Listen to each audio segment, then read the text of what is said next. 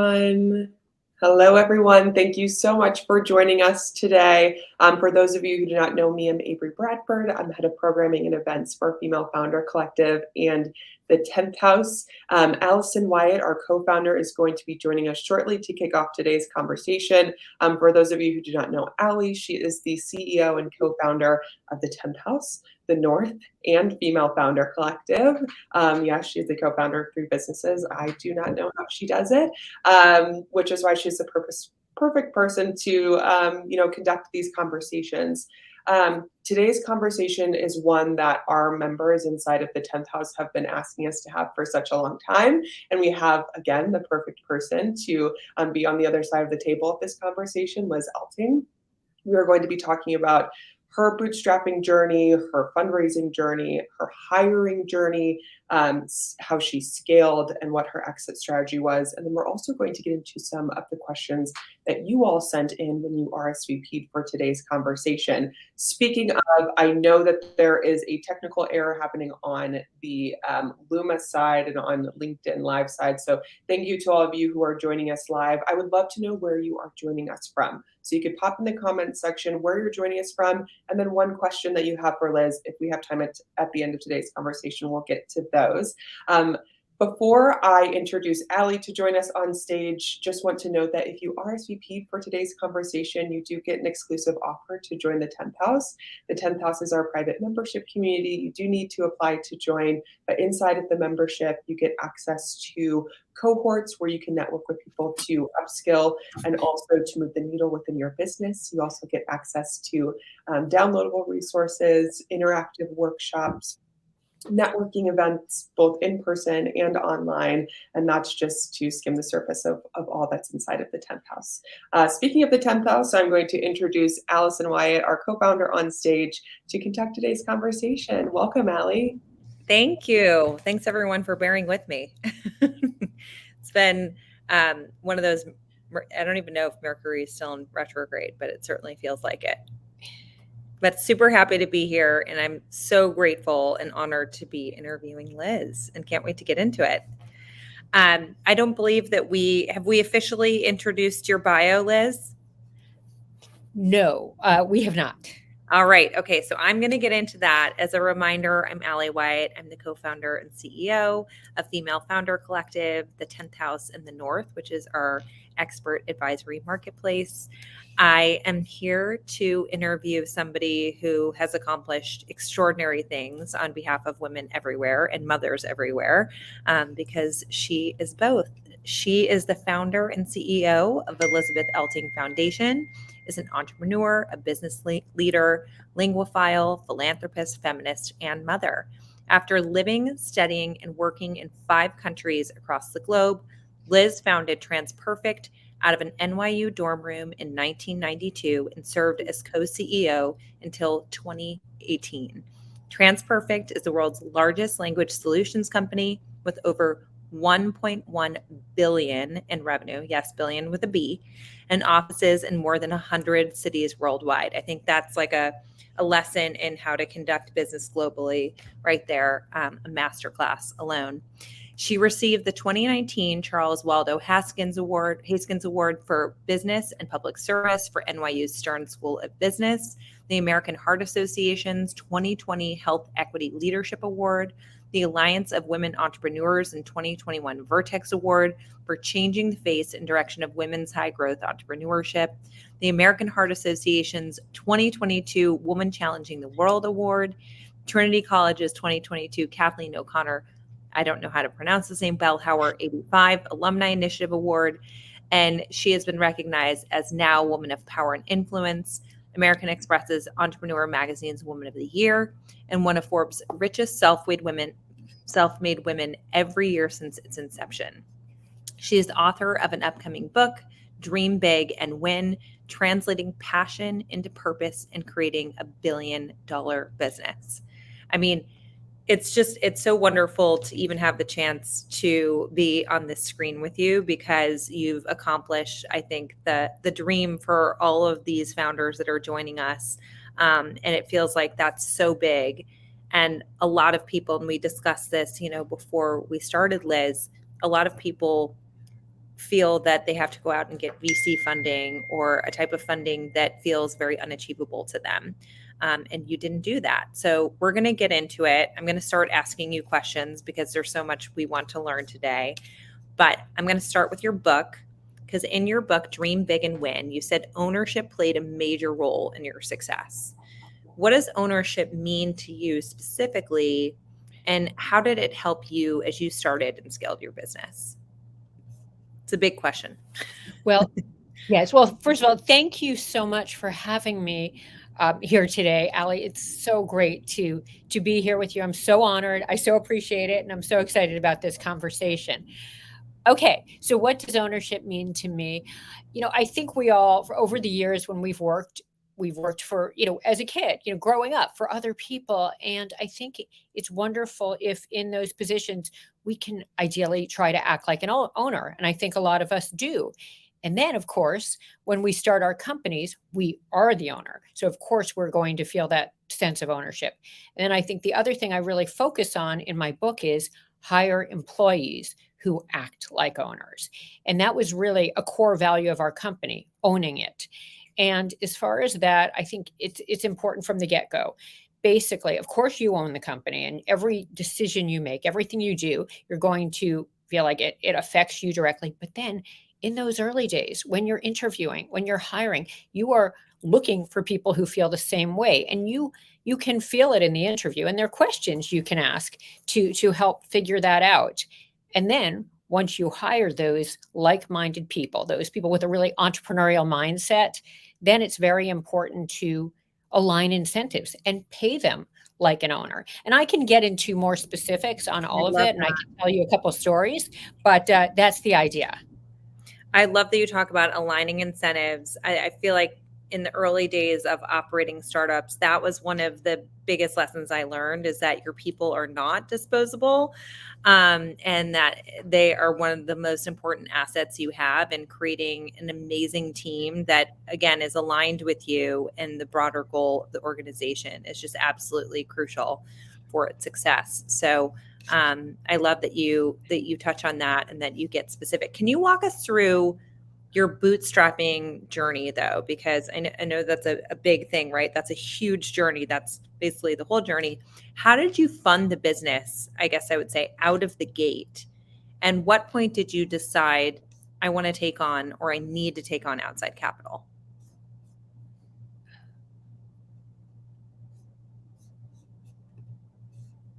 Did you lose me? Okay. I love that. I think I got all that. I love that question because, in this day and age, and even back in the day when I started my company in 1992, people were thinking funding. How do I get funding? And they would write these elaborate business plans, which would take a lot of time. And then they would have to go out and actually try to get the funding, which, as we all know, is incredibly difficult, especially for women. Right. Back in the day, and even today, I recommend don't do it that way. Instead, figure out what you want to do, and you have your idea, and I can talk about how I got my idea, but you have your idea, this problem you want to solve, and then just get out there and, and first of all, figure out who your target market is, and then get out there and sell. From the time you wake up in the morning till the time you go to bed at night. And that's what I would do. And we would do 24/7. It was all about selling. I used to say back in the day, in the dot-com boom, before a lot of people here were even, alive, but revenue is vanity, profit is sanity. Now I would say fundraising is vanity and revenue and profit are sanity, because that's what you really need to build a successful company. Even if you do go to all the trouble and somehow get funding, those people funding you, they are going to want to see revenue, and that revenue needs to be profitable. And if you go to all the trouble all the time and don't get there, you're going to end up losing their money and your own. And the number one reason companies go out of business is they run out of cash. And so the way to avoid that situation is sales. And when we started the company and throughout our whole journey, in the 26 years I was with the company, was all about sales and, profitable, sustainable revenues and profit over a very long period of time. So that's what I say to focus on, and put aside the focus on fundraising. I want to dig into sales for a second, if you don't mind, Liz, because, Sure. For all of us as entrepreneurs, we have to figure out what sales looks like. And I always say that the founder is probably the best sales agent your business has. What did that look like for you on day one? Like, was it picking up the phone and calling? Was it thinking about big customers? How did you ensure you were optimizing your own time and your team's time towards the highest ROI, or return on investment, for your sales efforts? Yes. Well, certainly in the early days when we had no money whatsoever, and I can talk all about how we bootstrapped, because we couldn't have had less money, really. Right. Just to give you an idea how the company was started, to give you a little more background, we had no funding. I had $5,000 in my savings account from all the jobs I had had over the years. I started working when I was 10. I had many jobs. And then at some point in the first year or two, we were able to get a $5,000 credit advance on our credit card advance. That's it. My partner that I started the company with actually had business school debt, and it was $90,000. So if anything, we were in the red. So I just give you that background. So there we were in that NYU business school dorm room, and we had no choice but to sell as quickly as possible. So what we did back in the day was give ourselves goals each day to get there. And back then it was making 300 phone calls in a day to figure out who at a company could use our service, and then sending out 300 letters about what we could offer. So it was 300 letters, 300 phone calls, and not letting ourselves get through the day without it. I know that sounds like a lot, but whatever the number is, it's a question of setting your goals, say it, set it, do it, and then do it again. That's kind of a philosophy I have. But if you do that, you will get there. So yes, it was intense sales in the early days. And then what we did is we hired people to do the same thing. And our first hires were salespeople and someone to answer the phone and put names into a spreadsheet, and a project manager. But And Liz, what were you selling at that point in time? Sure, absolutely. Yes. And just to give you a little more background on the company, I loved languages. I studied 4 languages by the time I graduated from college. I majored in by the time I graduated from high school, I majored in languages in college, and I had a job at another translation company after college. Absolutely loved the industry, but I thought it could be done better.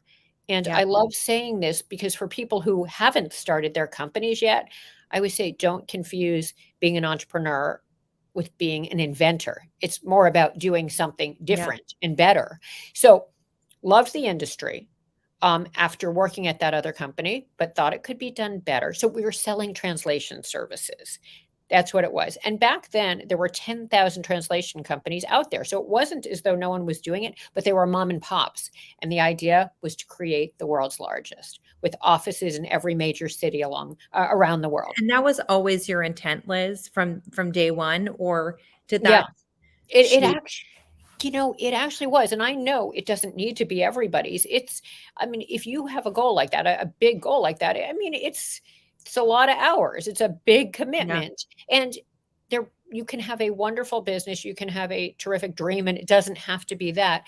I think the reason I had that dream was, as I said, there were a lot of companies already doing it. And I thought, well, if I'm going to start a translation company, I just don't want to start another translation company. I want it to be the biggest and the best. And that was the idea. But I was fortunate to meet some amazing people to help me build it along the way. But the key, back to what we were saying, was sales, sales, sales. And I think that is such an important point, because I know of so many wonderful entrepreneurs.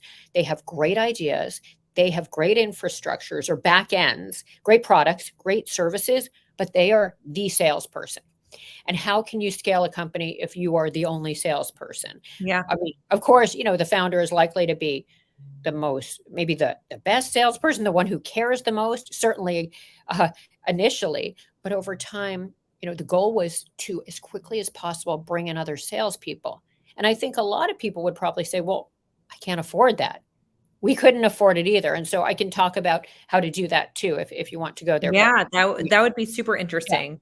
because I think that that's a big question the founders have is, great, I need to go and hire people, but how do I hire people if I can't afford them? That's right. That's right. And as I said, we really had virtually nothing. So what we did in the early days when we were starting the company is we took almost nothing out. We really minimized our expenses and lived off, almost nothing except, what we had to spend. And then we took every bit of profit from the sales we made and put it back into the company and paid for salespeople. But as far as how we paid for them, we would give them as low a draw as possible with a high upside, meaning we'd come up with a percentage of revenue that we would pay them. And in our case, it was something like 10% of revenue, which was a good number. But then we would say, okay, until you get to that number, we're going to pay you a draw to get you there, a draw against commission. And we made that as low as we could because that was money we were putting out and we may never recover. And that was very important. And so what that did is it made it so we could bring in people for very little. And then if they were successful, they were making more than they would at our competitors and maybe even in another industry. But if they weren't, it wasn't costing the company money. And part of how we did that too is if they brought in a client, perhaps they were making 10% on that first job with that client, but they were on the 100th job with that client and the 1,000th job with that client. So it was a commission that never sunsets. If, people are familiar with that concept, basically they made the same percentage on the job, the first day they got a job from a client and, in year 5 or 10 from that same client. And that made it so over time, they could really build a big book of business and make more than they would at the competition. One other kind of interesting story I have to tell is I remember selling someone on this idea when I brought him into the company and I said, okay, you can open this office for us. It was one of our external offices and we could pay you this draw, but based on what you sell, you will make 10%. He said, wow.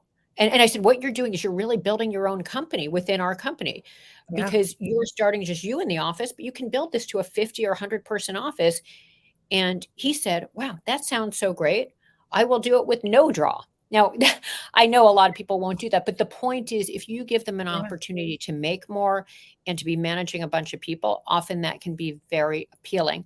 One other idea I would say just for people who don't have money to hire salespeople, something we did in the early days is partnerships. I remember encountering someone when I was selling, and they said, well, I don't need your services, but I have a client who does or clients who do. So what I said is I said, okay, I will pay you 5% of revenue to bring that client in, and then we'll take it from there. So I was only paying them if they brought in business. So that was a no risk way of having people out there selling for us. So and great salespeople will take that, right? Because they believe in themselves and their ability to do it. Yes. And last thing I'll say, I mean, there's more to say on how we paid people, but the point was we paid the minimum until they brought in a certain level of business. And for us, it was something like what I would say is, okay, we'll bring you in. This is what you're getting paid. You're on your own. If you sell $50,000 for 3 consecutive months, then we will pay for an assistant or another salesperson to help you. And then if the two of you sell $120,000 for 3 consecutive months, we'll pay for a third person. So we weren't paying for people until we had the revenue and profit to pay for them. And it really incentivized the salesperson. So those were all the pieces of because you had done the math where getting them on board. Heard that they had a return before you're paying them. Oh, I'm sorry. I think I missed that. I said, because you were doing the math where you were ensuring you were making a return before you were actually, paying for them. So it was a profitable hire from day one, which is so smart. What about paying yourselves, Liz, you and your co-founder? How did you think about that, especially given, like you said, your co-founder was in debt and you didn't have a whole lot of money in the bank. So how did you, pay yourselves or think about that? Yeah. And I know it can be hard because people have expenses, they have lives. But if they are fortunate to be in a situation like we are, for example, I was just out of business school. I was 26 years old, was not married, did not have kids, I think that's a wonderful time to start a company because you have maximum time, minimal expenses, and we took out virtually nothing. I remember there we were with the Raymond Pride noodles, 4 for $1 that we'd be eating. I know, meal after meal, not a nice situation. And basically took out very little and put virtually all of the profit back into the company. I remember going on CNN, being interviewed by someone named Deborah Marchini many years ago on a business show, and she interviewed and she said, how much are you taking out of the company? And this was a few years into it. I said, $8,000. $8,000. And she said, wait, how can you live off that? And anyway, the point was that memory kind of makes me think, yeah, we took as little as we could, knowing that if we put it back into the company, it would pay off later. We would get that ROI. Yeah. Right. And then it's just sort of longer dated, if you will. Question for you about pre-launch entrepreneurs, right? We have founders that are listening that are wanting to launch a company, or maybe that have just launched. How should they think about funding their business or launching their business if they have little to no capital? Yes, and I definitely can speak about that because that was our situation. I think, again, it's a question of sales, and basically talking to everybody about what you're doing and asking them if they have a need, if they know of anyone who has a need, if they can help you get the word out there. I mean, certainly that's one way. And then, of course, doing all the low-cost methods of selling, whether it's, emails, social media, creating a website. The nice thing is in this day and age, you can do a lot to market your services for no money, especially if you happen to have a good social media presence. So I think that's very important.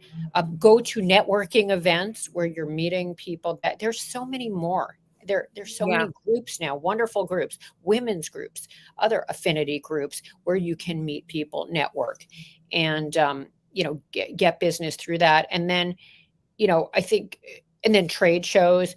But focus on selling, because the sooner you get the revenue in, the sooner you can move to the next level. And for us, it was all about that. There we were in that NYU dorm room, and I have some crazy stories in there. Like the time I literally was exhausted from 14 hours work, a day of work. I went to make myself a cup of coffee. I opened the coffee maker and 100 cockroaches just streamed out of the coffee maker. And I thought, oh my God, we got to get out of this dorm room and into an office. And that's why it was all about revenue and having enough to pay for that first office. Now people might not need that because everybody's working remotely, but I think the important thing. You have a lot of legs up now. Pardon me? You have a lot of legs up now in that respect. Because you have social media and you don't have to have an office. You can have a remote workforce. Exactly. And that's why sure, it's always hard to start a business from square one. But I think it can actually be an advantage not having funding, because we didn't have it. And it made it so, as I was describing before, we didn't spend money on things we didn't have. We didn't add people until we could afford them. And it makes you really focus on revenue and profit, which is, as I said earlier, what you're ultimately, of course, going to need to sustain the business. And then you create that culture at the company and you hire people with a like-minded culture, and they get it. And then you may make some mistakes on people you hire. You can figure that out pretty quickly.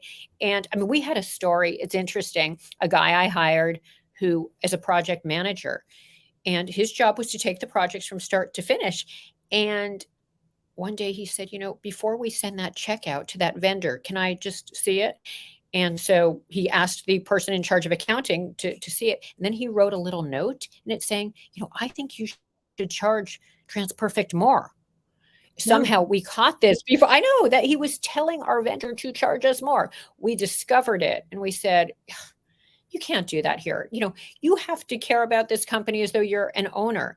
And sure, you may care about that vendor you don't even know, but that is not going to make it. So we can thrive and, grow, add positions, give you promotion opportunities. So the point is we had to let him go. But that's why instead you want to hire like-minded people, entrepreneurial people who really want to build the company. And then what I also learned from that experience was set up comp plans so he is incentivized for the company to bring in, to be profitable and that it will affect him in a positive way. So from that, I actually learned a lot and came up with a comp plan to incentivize our production people based on revenue and profit as well, which worked really well. And that's just another way to get people to feel like owners. Let's talk about hiring and finding those right people and vetting, right, for the wrong people, right, so that you don't end up in those scenarios. And sometimes it's inevitable. There's going to be ones that slip through the cracks.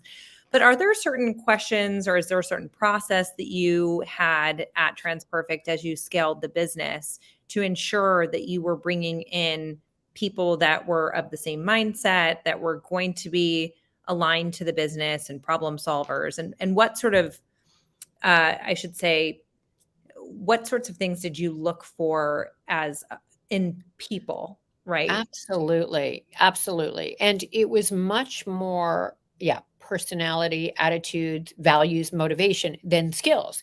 And learned that the hard way too, because I have situations where, I will tell you, I can tell you about people, I hired that didn't work out because I was too focused on the wrong things. But one thing I will tell you that I learned quickly, and part of it was because of that story I just told you about that situation where I thought it was really an integrity issue. So one of my favorite questions, probably my favorite interview question was, I would say to someone, have you ever worked, for example, behind a counter with a cash register, like at an ice cream store, for example? Yeah. And they would say, yeah, I have. And I thought, well, that's great because I love people who have service experience because that's wonderful for any business.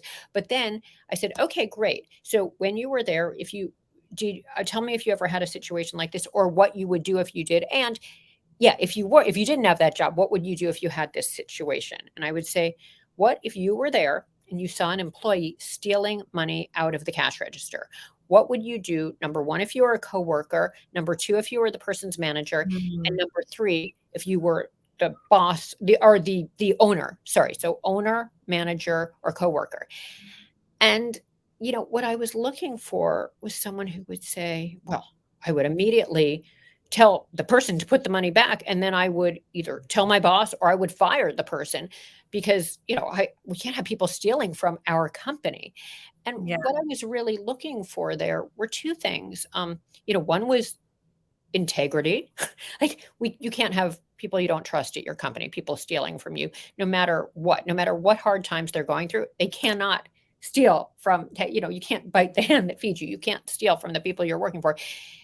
And secondly, feeling like owners, acting like owners. So I really loved that question. And some people wouldn't give me what I wanted to hear. They would be like, well, I would just kind of let it go and see if it happens again. And that's no good either. So as I said, integrity, so important, owning it, so important. But without integrity, what do you have? You must have people who are honest and that you can trust.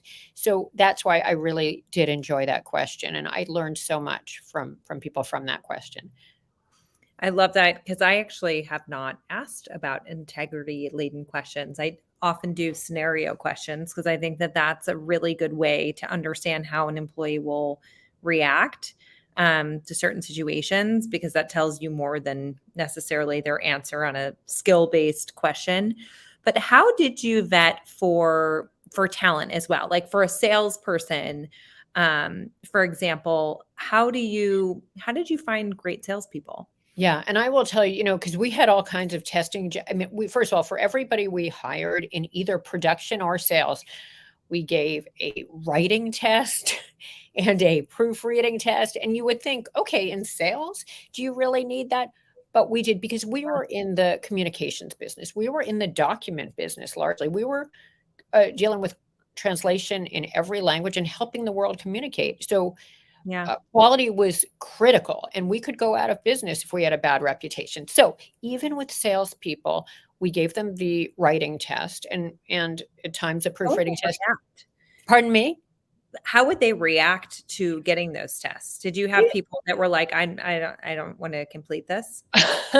Well, I think they understood because, sure, even though they were out there selling, meeting people, they were also in the office returning documents with cover letters, writing emails to clients. And if we had mistakes in those emails or bad writing in those emails from the salesperson, the client wasn't going to want to work with us. We weren't the only game in town. So we had to have people who were good communicators, good writers, detail oriented. So we had to do that for all of those sales and production positions. But beyond that, with sales, I think a lot of it's a personality. It's that service minded personality. It's someone who comes in and you can see if they're service oriented. It's also someone who's curious in the interview. So important. When they have questions for you, and of course they should have questions for you, whether you're the first person interviewing or whether you had a few other people interview them first. They should have questions for all of you and they shouldn't be questions that are on the landing page of your website, right? They shouldn't be questions that they could have easily found the answers to themselves, but instead things like, okay, so what made you start this business, or what issues are you finding today in this industry? And have you ever tried this? Someone who's really thinking. So for sales, but curiosity, so key. And then someone who shows in that interview they're super motivated and almost very entrepreneurial themselves. So yeah, I mean, those are someone who's proactive, someone who's motivated, someone who's hungry, someone who's had great work experience. So important, not someone who's been given things and not worked for them.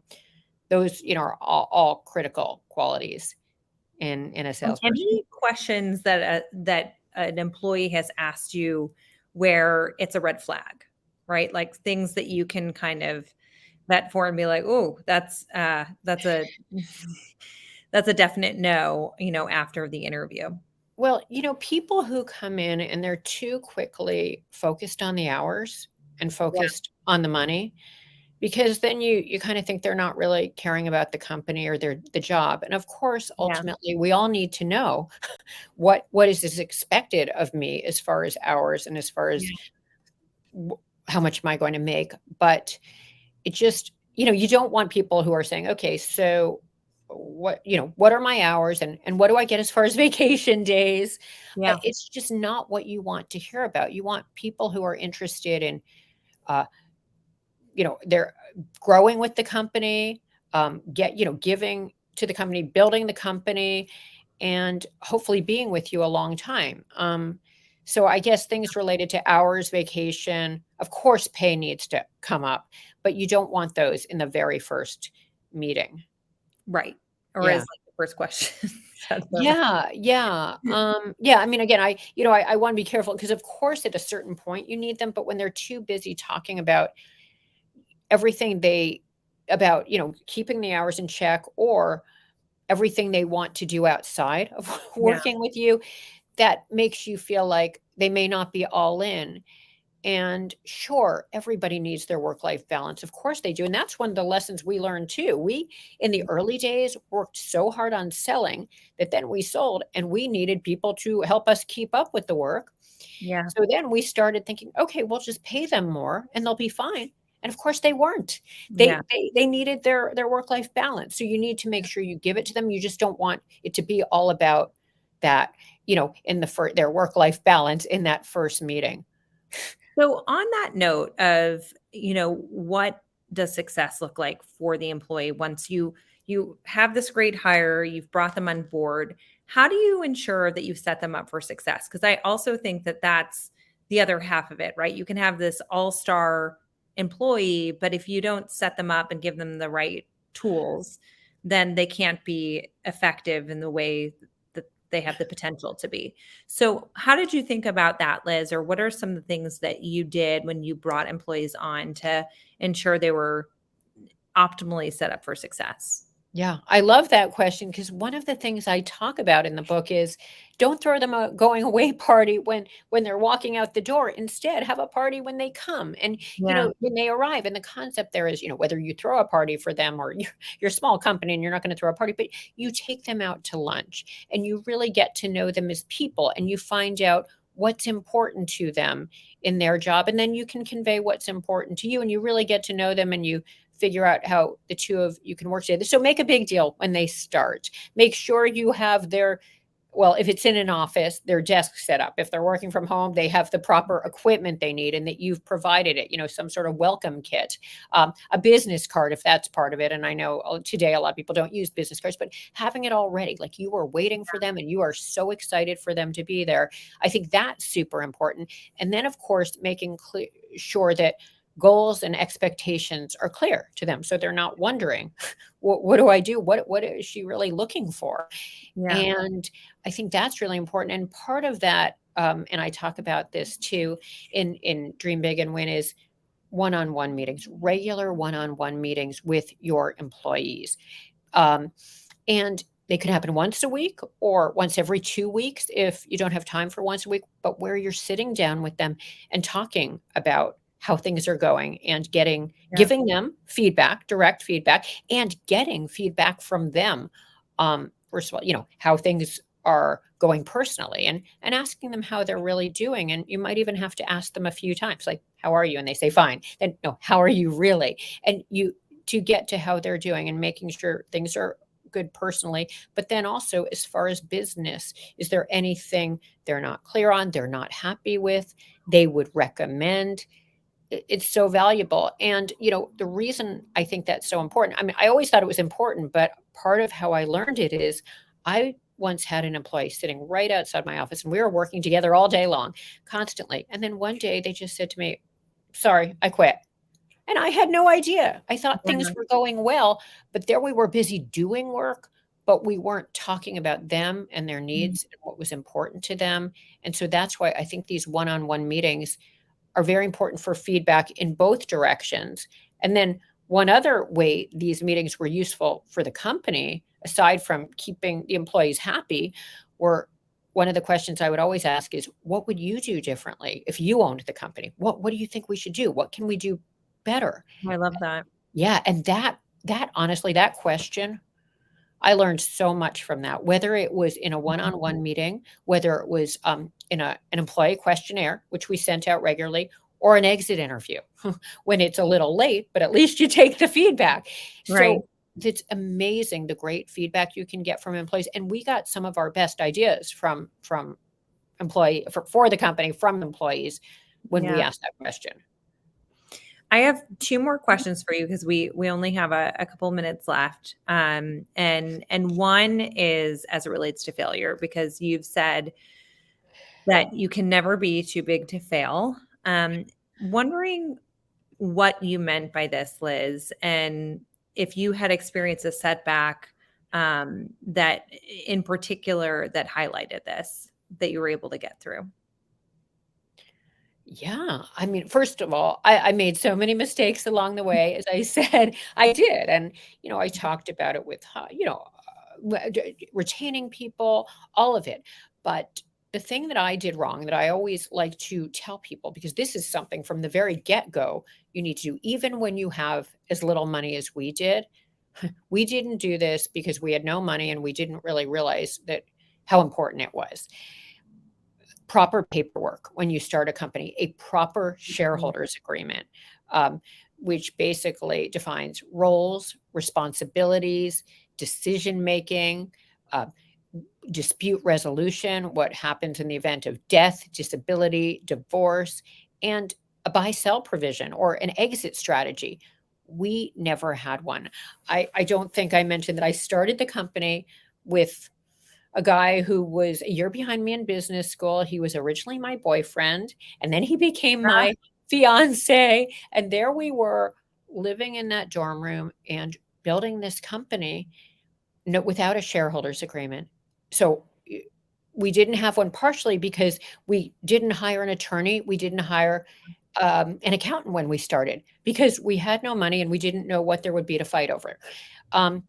the other, so Can't you imagine must, it at that stage, right? It just right. feels you're like, that's ridiculous. We'll figure it out if we get If there. we're successful, if we're Yeah. successful. And I say this is so important, whether you're starting the company with your sister, your mother, your husband, your child, your best friend, it doesn't matter, because partnerships inevitably tend to go, or I mean, eventually they tend not to last. The other thing that I recommend to people along with that is ideally not to be a 50-50 owner with no tiebreaker. I was 50-50 owners with my ex-business partner.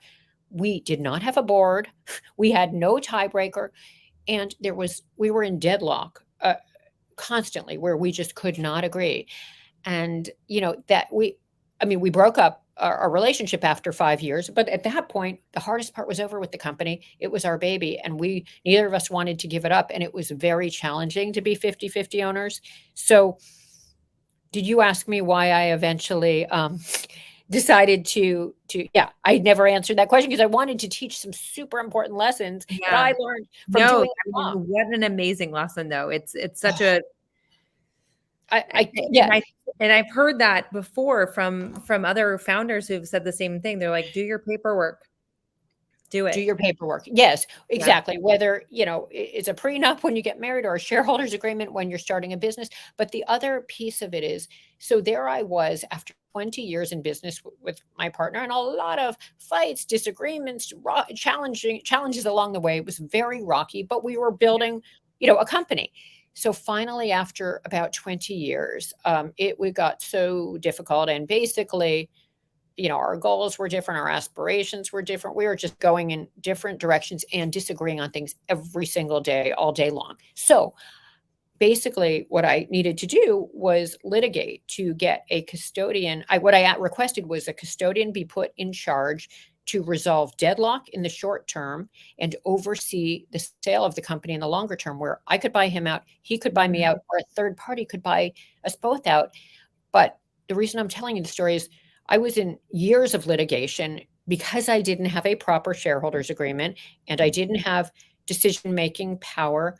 And I mean, I spent about $50 million in legal fees and to sell the company, that if I had done things right in the beginning, and part of it is, even with the proper shareholders agreement, I mean, everything else needs to align too.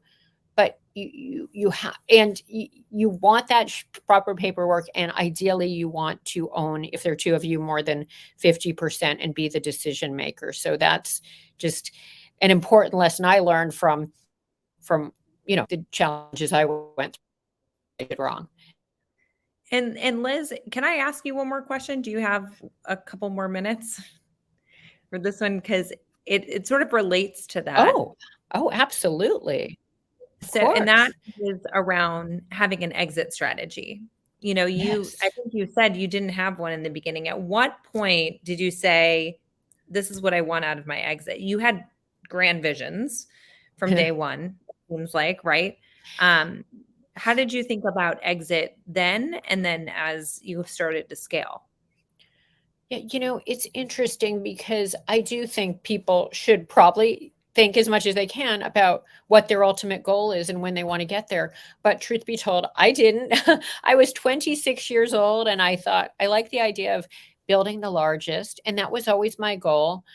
Was we actually didn't get there until literally 25 years later. So it worked out. It was almost, serendipitous that 25 years into it, we finally got to our goal, and then I sold.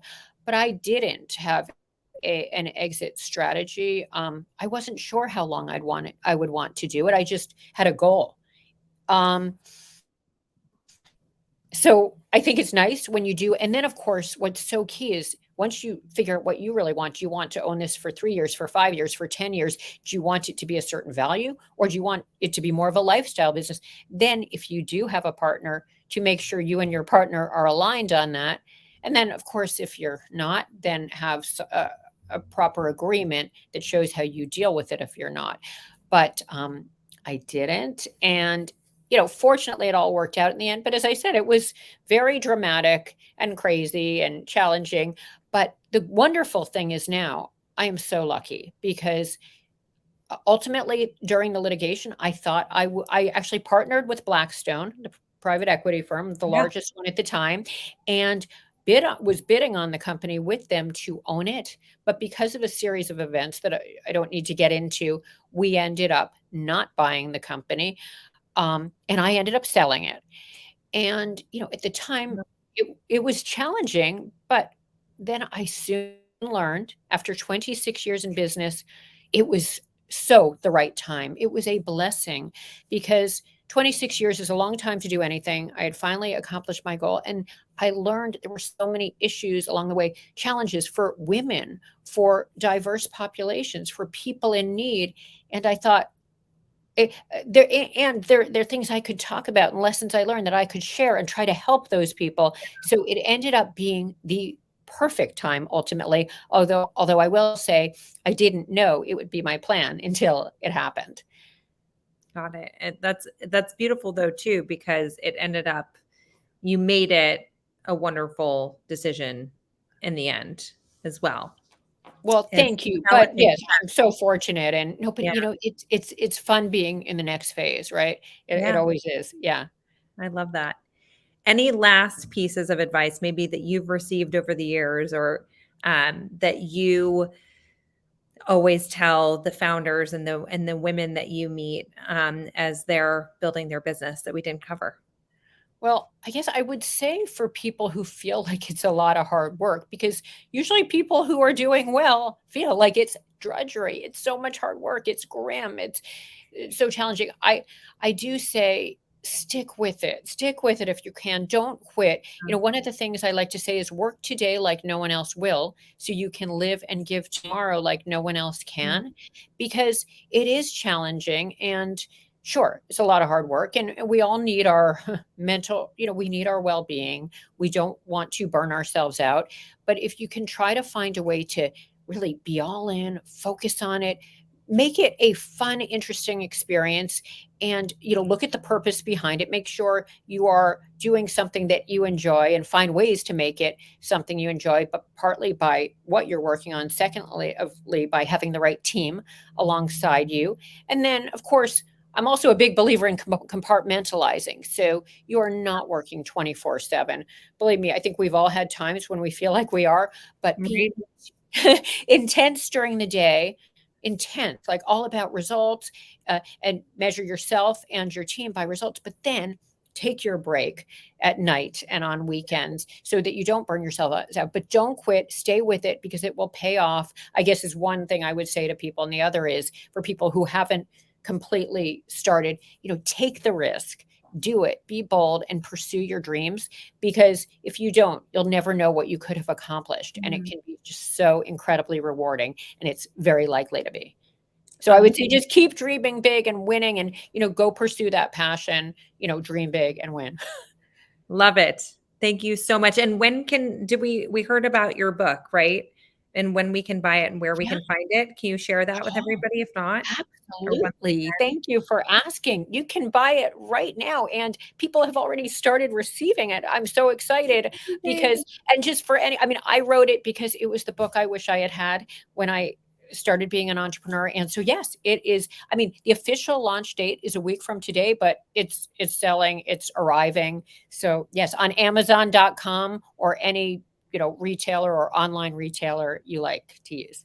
And follow you as well for more advice and whatnot, right? Thank you. That would be great. Yes, I'm on social media, all the platforms at Liz Elting. That would be wonderful. Would love to Wonderful. connect with you. Liz, we are so grateful for you and all that you just shared. I feel like I learned a ton about scaling and sticking with it, and paperwork and failing, and persistence overall. But so grateful, truly, and thank you for encouraging us all to dream. Thank you so much, Allie. So appreciate you. This was so much fun. Loved being with you. All right, bye everyone. Bye, everyone. Thank you.